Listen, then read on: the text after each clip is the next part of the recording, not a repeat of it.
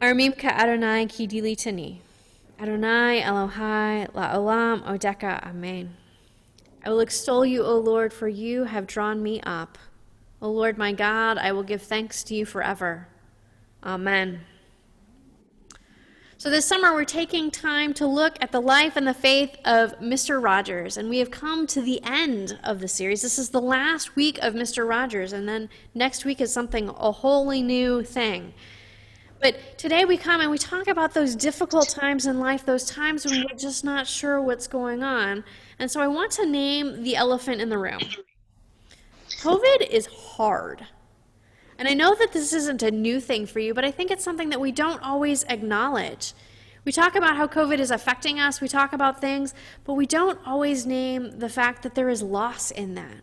We talk about other people's loss. I hear a lot about what's happening with the seniors in high school or the new freshmen in college and how their experience is different, but we don't talk about how it affects us as much.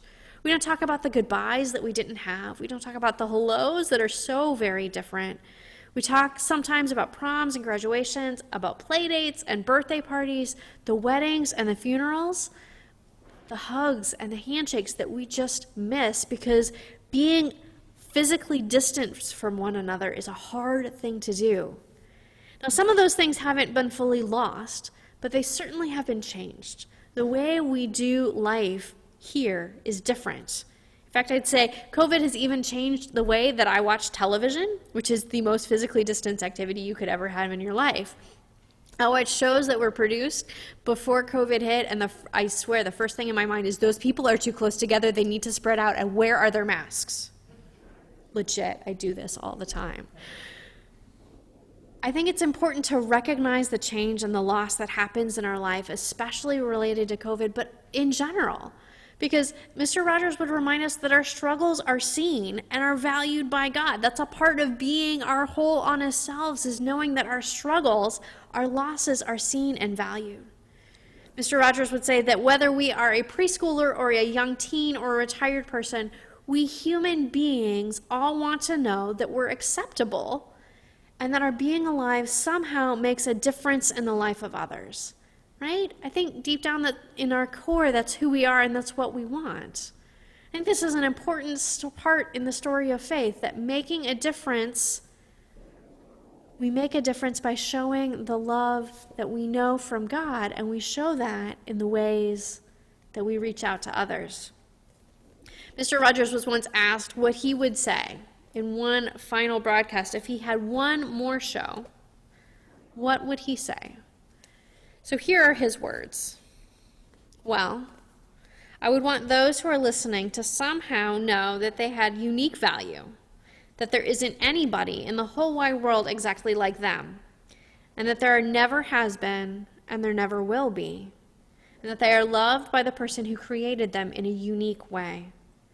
If they could know that and really know it, and have that behind their eyes, they could look with those eyes to their neighbor and realize, my neighbor has unique value too. There has never been anyone in the whole wide world like my neighbor, and there never will be. If they could value that person, if they could love that person in the ways that we know that the eternal loves us, then I would be truly grateful.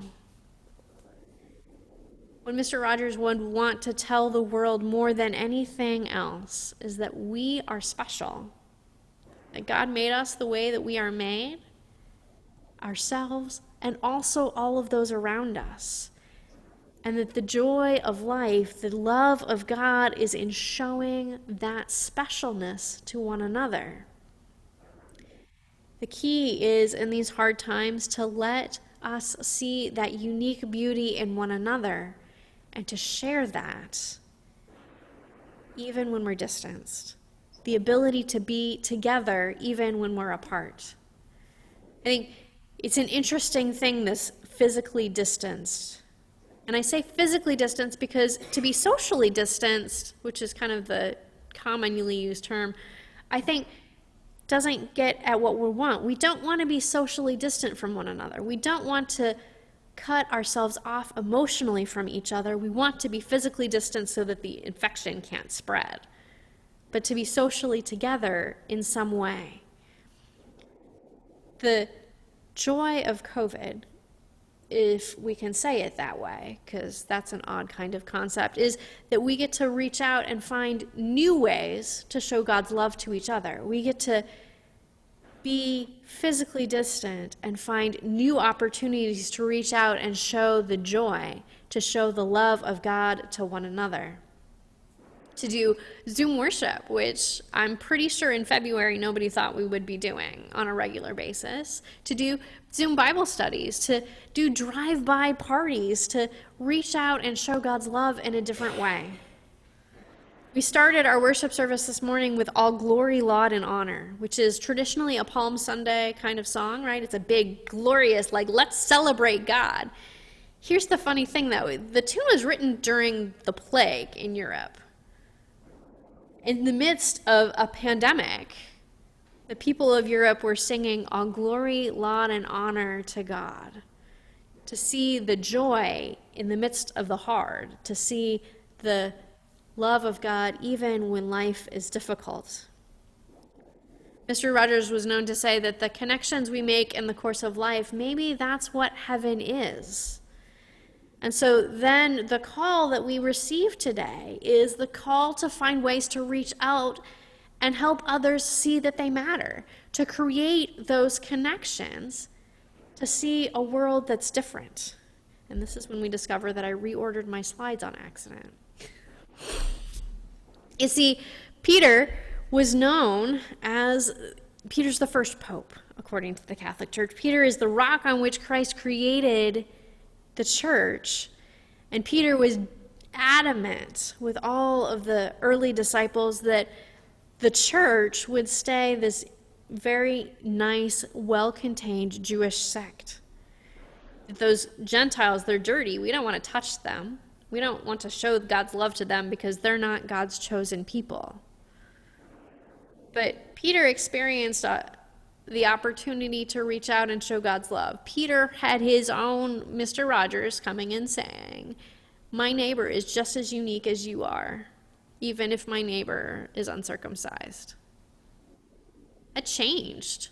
That changed the church, and so it's something that we can be glad of today, because I could be wrong, but I suspect if it weren't Peter's mission and Paul reaching out to the Gentiles, then none of us would be here in this place, on this Zoom call, experiencing the love of God. Life is different today than it was in February. Life will continue to be different for probably many months ahead unless we figure something out or miraculously COVID disappears, which I don't anticipate is going to happen. But we can live into that in the joy of knowing that we are made for this time, that our neighbors are here, and that we are all children of God. So let us find ways to reach out, to help those around us see that they matter, even if we're apart. How is it that we can reach out and show God's love? Physically distanced, 6 feet with a mask on. We've been doing it. We do it during worship every week. We're going to continue to reach out and find ways to do that differently. But let us be creative. Let us, as a community, find ways to show the love of God in old ways and in new ways, knowing the difference that that love makes to all the world. Amen.